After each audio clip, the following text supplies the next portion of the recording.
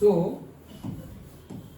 Dual nature समझने के बाद ओके हमने ड्यूअल नेचर ऑफ रेडिएशन और लाइट समझ लिया। अब हम particularly last part of the chapter में आ गए हैं और अब हम समझने वाले हैं वेव नेचर। ओके तो वेव नेचर तो पता ही है सर, अब फिर से क्या समझने वाले हैं? समझने वाले हैं मतलब कंसेप्ट समझने वाले हैं। ओके क्या कंसेप्ट समझने वाले हैं? तो यहाँ पर हमारे साइंटिस्ट है डी ब्रोगली और डी ब्रोगली का ड्यूअलिस्टिक हाइपोथेसिस डबल स्टार किया है, ये भी बहुत ज्यादा इंपॉर्टेंट है। नाम भी पूछ ले। हाँ यस साइंटिस्ट का नाम पूछ लेते हैं। કે આ થિયરી કોઈ લખી છે પણ એનું આખું નામ લખેલું હોય। हाँ वो ડી બ્રોગલી તો બધા લખવામાં આવે। हाँ हाँ પણ આગળ તો નામ आगे લખેલું। एच डी ब्रोगली, कौन सा de Broglie? W de Broglie, H de Broglie, yes correct. So ये इसलिए तुम्हारी बुक में एटलीस्ट जो पूरा भले ही नाम ना मतलब पूरा भले ही गिवन हो लेकिन तुम्हें फर्स्ट अल्फाबेट तो पता होना चाहिए कि भाई H de Broglie, W de Broglie like that. Okay so करते हैं ऐसा, यस इज करेक्ट, करते हैं ऐसा। सो डी ब्रोगली ड्यूअलिस्टिक हाइपोथेसिस, ड्यूअलिस्टिक का तो हम मीनिंग समझ ही गए हैं क्या कि ड्यूअल नेचर है वो। डी ब्रोगली तो उसका नाम है। हाइपोथेसिस, हाइपोथेसिस कब यूज होता है? जैसे हमने अगर कोई थियरी है और उसका एक्सपेरिमेंट कर दिया। अगर कोई थियरी है, तुम्हारी थियरी, तुम बोलोगे ऐसा ऐसा ऐसा ऐसा है, तो कोई बोले अच्छा ऐसा है, चलो दिखाओ, चलो प्रूव करो, और तुमने वो प्रूव भी कर दिया। देन अभी जो मैंने थोड़े टाइम पहले ही आज ही बताया क्या, then it will become a law और से थियरम। ओके लेकिन अगर मैं कोई बात कह रहा हूं तुम्हें लेकिन मेरे पास उसका प्रूफ है नहीं, तो ये क्या माना जाएगा? एक काल्पनिक बात मानी जाएगी। लेकिन तुम सुनोगे तो तुम्हें सच लगेगा, तुम्हें सुनोगे तो तुम्हें सच लगेगा। है हम दोनों बोल रहे हैं, देखो काल्पनिक भी बोल रहे हैं और सच भी बोल रहे हैं, तो दोनों ऑपोजिट हो गए ना, थोड़ा कन्फ्लिक्टिंग है। सच होगा वो काल्पनिक नहीं होगा, काल्पनिक होगा तो वो सच कहां से है? वो तो काल्पनिक है। हाँ यस एजम्पशन पे चल रहा है। ओके सो अगर वैसी कोई चीज है जो थियरी वाइज तो मैंने तुम्हें बता दिया, जैसे मैं बोल दूं कि देखो जैसे हनुमान जी हवा में उड़ रहे थे, तुम भी उड़ सकते हो, तो ये थियरी है और मैंने उसका एक प्रूफ भी दे दिया कि देखो हनुमान जी तो उड़ रहे हैं। ओके फिर तुम बोलोगे चलो उड़ के बताओ। ओके तो प्रूफ तो मैंने बता दिया लेकिन उड़ के बताओ एक्सपेरिमेंट मैं नहीं कर सकता, तो मैं एक्सपेरिमेंट नहीं कर सकता लेकिन मेरी फॉर्म बिलीफ है। फिर तुम भी मानते तो हो, भले ही तुम भी ना उड़ पाओ लेकिन तुम मानते हो हाँ यार हनुमान जी तो उड़ते थे, तो इतना तो मानोगे ही कि हनुमान जी उड़ते थे, उड़ के ही गए थे भारत से श्रीलंका। ओके तो इतना तो हम भी मानते हैं। हाँ हमें पता नहीं है कि कैसे उड़े, मतलब एक्सपेरिमेंट हमें नहीं पता। ओके सो वैसी चीज को, वैसे थियरम को हम बोलेंगे हाइपोथेसिस, कि तुम्हें लग रहा है सही है लेकिन उसको तुम एक्सपेरिमेंटली प्रूव अभी नहीं कर पा रहे। It is for now, may be future में कोई उसको एक्सपेरिमेंट से प्रूव कर दे। जैसे कि पहले से हम बोलते आ रहे हैं, हमारे जो स्क्रिप्चर्स में लिखा है कि भाई टेलीपैथी इज देयर।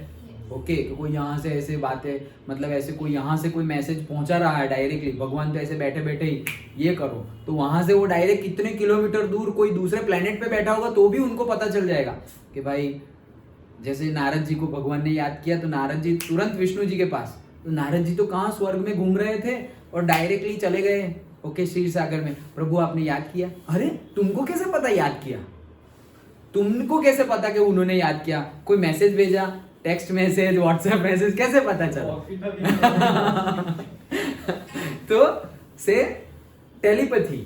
ओके तो वो हमारे स्क्रिप्चर्स में लिखा हुआ है और now science is able to prove it.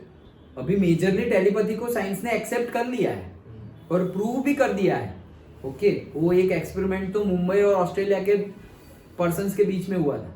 Mumbai से कोई जो बोल रहा है, जो सोच रहा है, लिखना भी नहीं है, कुछ भी नहीं ऐसे, और फिर वहां ऑस्ट्रेलिया में जो पर्सन बैठा हुआ है वो दोनों कनेक्ट हो गए, बोले कि हम दोनों कनेक्ट है जैसे ब्लूटूथ कनेक्टेड, डेटा ट्रांसफर शुरू करो। तो डेटा ट्रांसफर सोचो ऐसा स्टूडेंट को आ गया तो वो एग्जाम में छाप देंगे। ये सब छोड़ो, वही समझ लेते हैं लाइफ का गोल है टेलीपैथी समझो।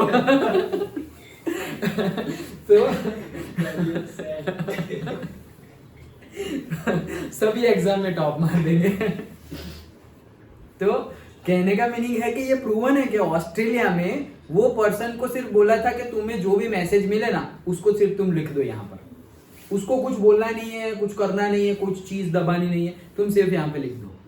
और अब इसने सब कुछ लिख दिया और अब उसको पूछा कि तुमने क्या क्या क्या क्या मैसेज भेजे, दोनों के सेम आए, ये प्रूवन है।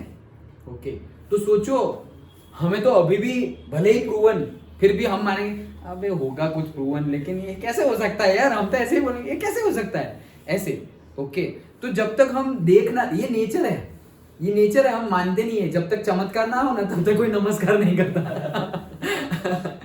तो ये नेचर है, ह्यूमन नेचर। ओके, तो फिर इसीलिए तो बहुत सारी चीजें बिलीफ पे चलती हैं। तुम्हें बिलीव करना पड़ेगा कि भाई पायलट को विमान उड़ाना आता है, तभी तुम अच्छे से जर्नी को एंजॉय कर पाओगे। और अभी तुम डर रहे हो इसको उड़ाना आता है या फेंक देगा कहीं पे तो जर्नी भी एंजॉय नहीं कर पाओगे। और सही में अगर तुम्हें कुछ हो भी गया तो लोग क्या बोलेंगे, पायलट को उड़ाना नहीं आता था, ऐसा बोलेंगे? ऐसा थोड़ी बोलेंगे, यही पागल था, पता नहीं क्या बड़बड़ा रहा था, पायलट को उड़ाना नहीं आता, प्लेन क्रैश होगा, ऐसा बोले, और उसको कुछ हो गया। वो सब तो पहुंच गए, वही नहीं पहुंचा। ओके, क्यों? क्योंकि उसका बिलीफ ही नहीं था। बहुत सारी चीजें तो बिलीफ होना चाहिए। ओके, तो बिलीफ से फिर धीरे धीरे हमें नॉलेज भी आ जाएगा। कहने का मीनिंग क्या है कि ये सारी चीजें होगी, मतलब जो तुम अभी प्रूव नहीं कर सकते, जो अभी प्रूव नहीं कर सकते लेकिन तुम्हें लग रही है कि हाँ सच है, उसको बोलते हैं हाइपोथेसिस। तो डी ब्रॉगली ने भी अपना कंसेप्ट बताया, उसको आज तक कोई प्रूव नहीं कर पाया एक्सपेरिमेंटली, लेकिन सबको लगता है बात तो सही है। देखो कोई पीएचडी कर रहा हो, सर किस पे रिसर्च करें, ये है ना, एक्सपेरिमेंट कर लो इसके ऊपर। थियरी है लेकिन एक्सपेरिमेंटली अभी प्रूवन हुई नहीं है। सबको पता है सच वाली थियरी है, थियरी सच है, तो एक्सपेरिमेंटली प्रूव क्यों नहीं हुई? इतने सारे साइंटिस्ट ऐसे बैठे हुए हैं कि टॉपिक दे दो, टॉपिक दे दो, हम एक्सपेरिमेंट कर रहे हैं।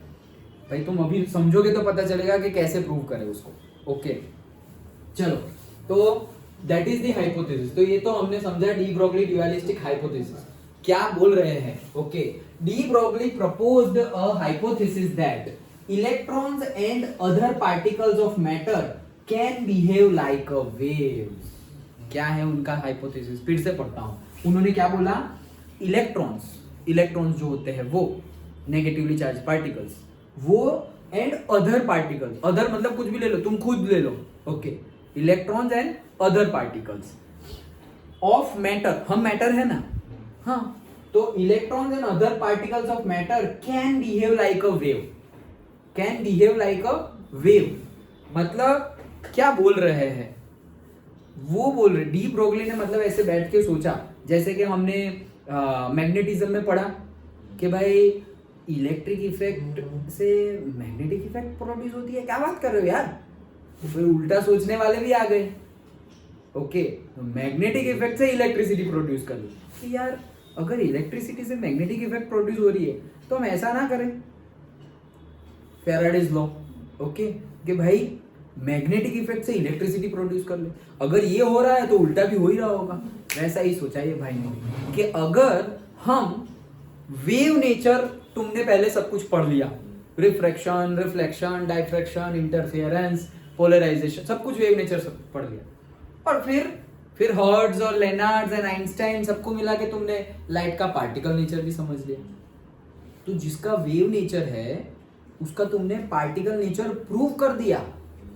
तो डी ब्रॉगली ने बोला कि तो फिर उसका उल्टा भी सही होगा, जिसका पार्टिकल नेचर है उसका वेव नेचर भी होना चाहिए।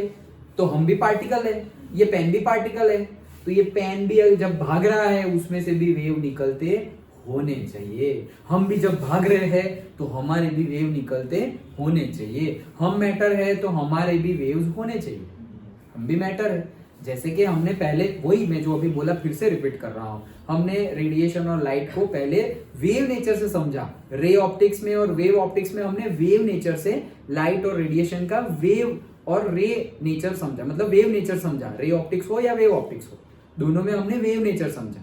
फिर यहाँ पे ड्यूअल नेचर में हमने वही लाइट और रेडिएशन का पार्टिकल नेचर समझ लिया फोटो इलेक्ट्रिक इमिशन में।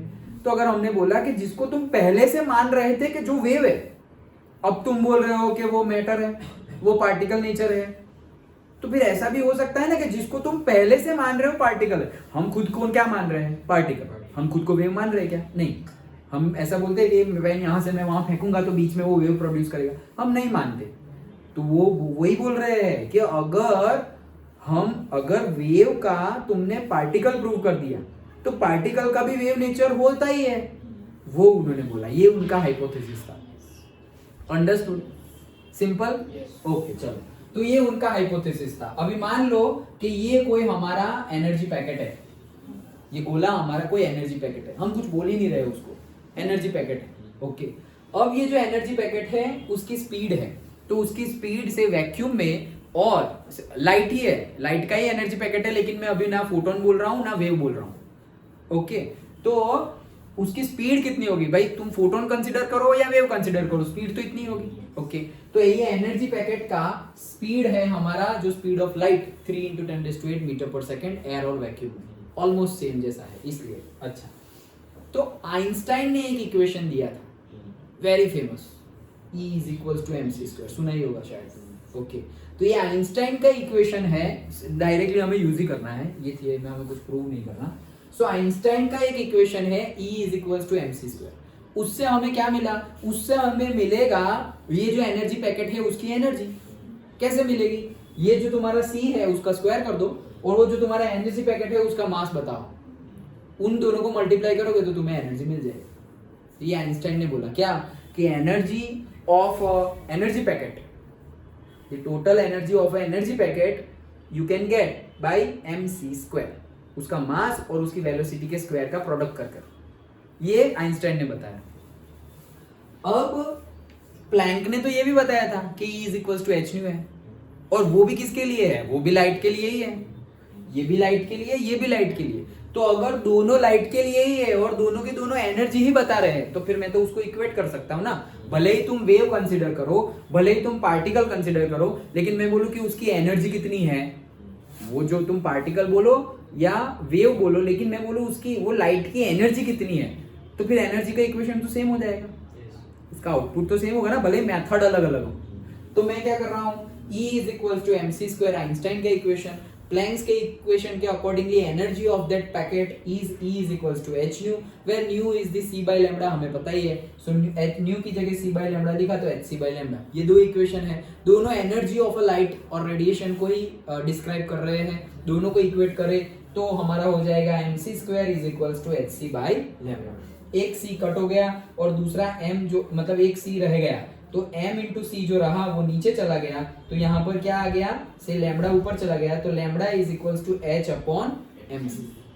डन, ये लैम्बडा = h/mc हो गया, और ये जो m × c है मतलब मास × c क्या है, वेलोसिटी। सो मास × वेलोसिटी तो अभी हमने समझा मोमेंटम, तो ये तो वापस वही आ गया जो अभी हमने लिखा था।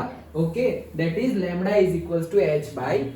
तो यही तो अभी लिखा था कि p = h/λ। डन, ओके, वो प्रूव करो, प्रूफ नहीं पूछेंगे ऐसा, लेकिन क्या करना है, कुछ भी नहीं, दो ही एनर्जी इक्वेशन को इक्वेट करना है। डन, ओके, तो हमारा इक्वेशन मिल गया क्या, लैम्बडा = h/p। लैम्बडा जब वेव नेचर कंसीडर करो तब मिलेगा, p जब पार्टिकल नेचर कंसीडर करो तब मिलेगा, तो p क्या है हमारा, लीनियर मोमेंटम, सिंपल।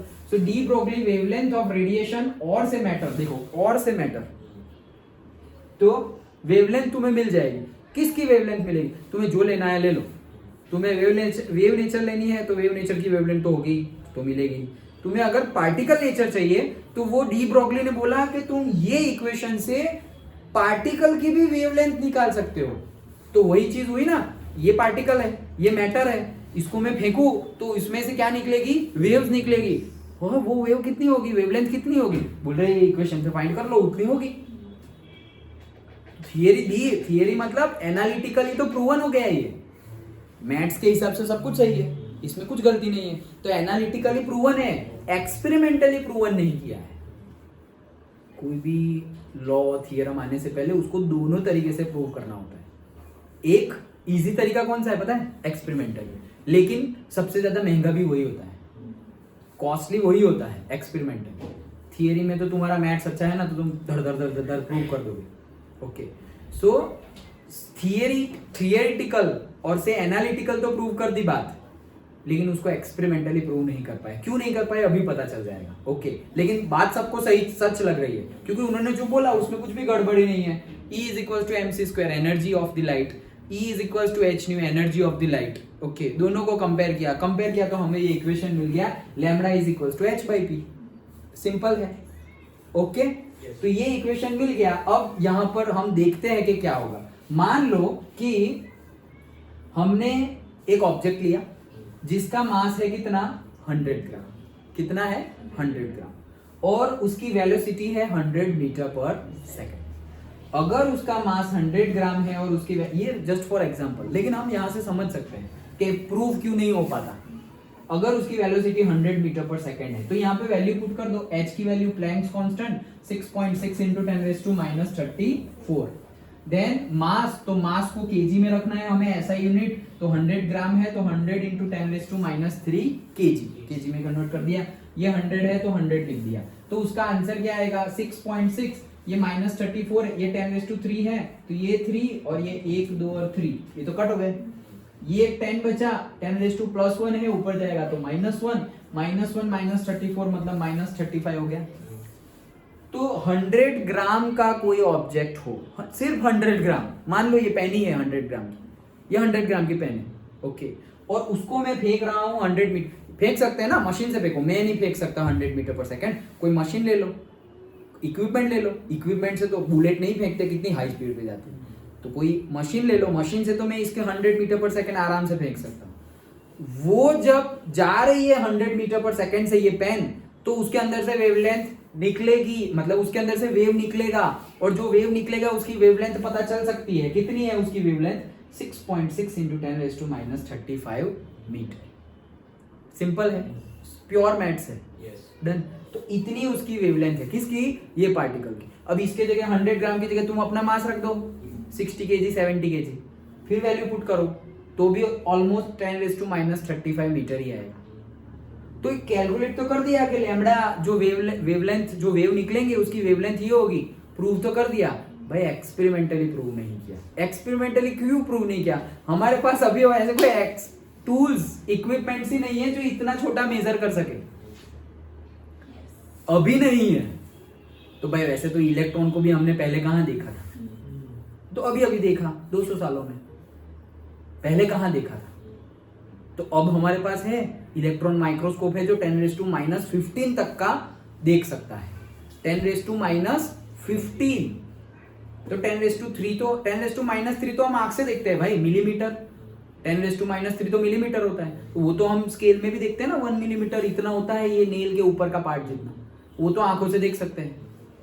और 10⁻⁻6 माइक्रो वो नहीं देख सकते, तो उसके लिए हम माइक्रोस्कोप यूज करते हैं। फिर नैनोमीटर, फिर एंगस्ट्रॉम 10⁻⁻10। तो इलेक्ट्रॉन माइक्रोस्कोप में 10⁻⁻15 मीटर तक का हम देख सकते हैं, वेरी हाई रेंज। तो अभी हमारे पास ऐसे कोई इंस्ट्रूमेंट्स इक्विपमेंट्स नहीं है, ये हमारी रिस्ट्रिक्शन है, ना कि थियरम की। तो ये हमारी रिस्ट्रिक्शन है कि अभी हमने ऐसा कोई टेक्नोलॉजी डेवलप नहीं किया है जो इतना माइन्यूट मेजर कर सके। अरे अभी t is equal to 10⁻⁹ second था, उतना कम मेजर करना है, तो ये तो 10⁻⁻35 मीटर है। तो अभी हमारे पास टूल्स नहीं है जिससे कि हम ये प्रूव कर सके। तो जिस दिन आ गया टूल उस दिन हम प्रूव कर सकते हैं। सर तब तक वेट करते हैं, नहीं, ऑप्शन ढूंढो। तो टूल आएगा, मान लो 500 साल लगेंगे, तो फिर तुम्हारे लिए रिसर्च टॉपिक ही खत्म हो गया ना। 500 साल तक हमारी लाइफ थोड़ी है अभी। लेकिन अभी हमें इसके ऊपर प्रूव करना हो तो कोई अनदर वे सोचो, मतलब सब्स्टिट्यूएंट पार्ट, ओके। कि भाई हाँ मेरे पास इलेक्ट्रॉन माइक्रोस्कोप, या फिर इलेक्ट्रॉन माइक्रोस्कोप तो है 10⁻⁻35 जितना तो नहीं है, लेकिन कुछ और है जो मैं कर सकता हूँ। कुछ और क्या है, तो कुछ और के लिए कुछ भी हो सकता है, कोई एक पार्ट वो तो सोचना है भाई, वही तो रिसर्च है कि कोई एक अलग तीसरा रास्ता ढूंढो। भले ही मेरे पास इतना छोटा मेजर करने वाला इंस्ट्रूमेंट अभी नहीं है, लेकिन मैं पता कर सकता हूँ। अगर कर लिए तो तुम्हारा भी नाम भाई आ जाएगा इसके बाद। ओके, तो डी ब्रोगली के बाद आ जाएगा तुम्हारा नाम। ओके चलो, सो अभी दूसरा केस कंसिडर करते हैं। कौन सा दूसरा केस, ये जो मास है वो मास को हम से इलेक्ट्रॉन ले ले। क्या ले ले, इलेक्ट्रॉन। तो अगर हमने इलेक्ट्रॉन लिया तो इलेक्ट्रॉन का मास हमें पता है, इलेक्ट्रॉन का मास कितना है 9.1 into 10⁻⁻31 केजी, याद है ना?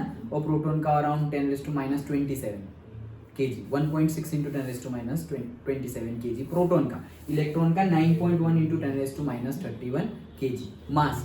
तो ये उसका मास है। उसकी वेलोसिटी मान लो अगेन सेम मानी है, इतनी नहीं होती, इससे भी ज्यादा होती है, लेकिन रफली मान लो कि उतनी ही लिए हमने 100 मीटर पर सेकेंड, उससे ज्यादा होती है लेकिन हम जस्ट फॉर द केस ले रहे हैं 100 मीटर पर सेकेंड। सारी वैल्यू यहाँ पुट कर दी।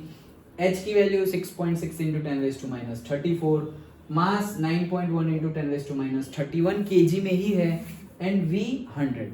तो बस ये 10⁻31 और 10⁻34, तो ये तो कट हो गया। ऊपर कितना रहा? 10⁻3 रहा। 10⁻3 ये 10⁻2 है, ऊपर जाएगा तो 10⁻2 10⁻2 10⁻3 10⁻5। तो 10⁻5 तक का तो हम मेजर कर सकते हैं, वो तो कर ही सकते हैं। तो इलेक्ट्रॉन के लिए तो तुम बोल सकते हो कि इलेक्ट्रॉन जब घूम रहे हैं उसमें से वेव्स निकल रहे हैं, प्रूव कर दिया कि भाई मैटर में से वेव निकल रहे हैं। क्यों? क्योंकि इतना तो हम मेजर कर सकते हैं इसलिए। लेकिन हाइपोथेसिस सबके लिए होता है, तो सबके लिए मतलब इसके लिए अभी नहीं है। किसके लिए नहीं है? जिसका मास ज्यादा हो उसके लिए नहीं है। इलेक्ट्रॉन का मास देखो 10⁻31 केजी, जैसे मैं बोल रहा था तुम खुद का मास डाल दो, तो 100 ग्राम डाला है तब इतना ज्यादा आ रहा है। सोचो तुम 70 केजी डालोगे यहाँ पे नीचे, तो ये और भी कम हो जाएगा। डन। तो वो अभी हम मेजर नहीं कर सकते, दैट्स व्हाई। लेकिन सच तो है, इसमें गलत क्या है? तो सब लोग मान रहे हैं कि it is true, but just because कि हम बड़े मास वाले ऑब्जेक्ट के लिए ये प्रूव नहीं कर सकते, ये प्रूव मेजर नहीं कर सकते, नॉट प्रूव नहीं कर सकते, ये मेजर नहीं कर सकते, दैट्स व्हाई हमने उसको बोला है हाइपोथेसिस। सिंपल है। ओके, सो इलेक्ट्रॉन के केस में हमने बताया, और एक छोटा सा मास, छोटा ही लिया है हमने, लेकिन इलेक्ट्रॉन की कंपेयर में बहुत बड़ा है, 100 ग्राम, और वो है 10⁻31 केजी। तो अगर ग्राम में भी गिनोगे तो केजी में से ग्राम में जाओगे तो 10⁻3 और डालना पड़ेगा। ओके, तो 10⁻28 ग्राम। तो उतना हम अभी मेजर कर सकते, हमारे पास अभी टेक्नोलॉजी नहीं है इतना छोटा मेजर करने की। डन। सो ये था पूरा हमारा डी ब्रोगली ड्यूअलिस्टिक हाइपोथेसिस। सिंपल है, पक्का। क्या बोला डी ब्रोगली ने? डी ब्रोगली ने बोला कि भाई जैसे तुमने लाइट को वेव नेचर कंसिडर किया, फिर सारे कंसेप्ट समझे, फिर तुमने पार्टिकल नेचर भी, फोटो इलेक्ट्रिक इमिशन में तुमने पार्टिकल नेचर कंसिडर किया, तो जिसको तुमने वेव माना था उसको तुमने पार्टिकल प्रूव कर दिया। तो जिसको तुम पार्टिकल मान रहे हो उसको मैं बोलता हूँ कि वो वेव भी प्रोड्यूस करेगा, उसका वेव नेचर भी है। तो बोले करो, तो किया क्या? एनर्जी से। तो एनर्जी आइंस्टाइन इक्वेशन से एनर्जी है E = mc²। प्लैंक्स के इक्वेशन से हमारी एनर्जी ऑफ द लाइट और एनर्जी पैकेट है हमारा, कितनी एनर्जी है? hν। तो hν = hc/λ। ओके, दोनों एनर्जी को कंपेयर किया तो mc² = hc/λ। देयरफॉर हमें मिल गया क्या? λ = h/p और p = m × v। अगर हम यहाँ पर बड़ा मास ले और से इलेक्ट्रॉन छोटा मास ले तो वैल्यू क्या आ रही है? पूरा कैलकुलेट करके ना दिखाओ, सिर्फ वैल्यू पुट करके दिखाओ। इंपॉर्टेंट ये है 10⁻35 10⁻5। तो this we can measure right now, this we can not measure because of the से लिमिटेशंस ऑफ टेक्नोलॉजी। अभी तो लिमिटेशन ही कह लेंगे, तो उसकी वजह से हम मेजर कर सकते नहीं है। बट इट इज ट्रू, ये तो ट्रू हो गया ना, मतलब अभी तुम्हें दिखेगा इलेक्ट्रॉन घूम रहा है तो उसमें से तुम्हें वेव्स निकलते देख सकते हो, तुम इतना तो देख ही सकते हैं ना। तो इलेक्ट्रॉन अगर घूम रहा है तो उसमें से वेव निकल रहे हैं, वो दिखेगा। डन। तो ये था पूरा हमारा डी ब्रोगली ड्यूअलिस्टिक हाइपोथेसिस। सिंपल है। ओके, देख लेते हैं थोड़ा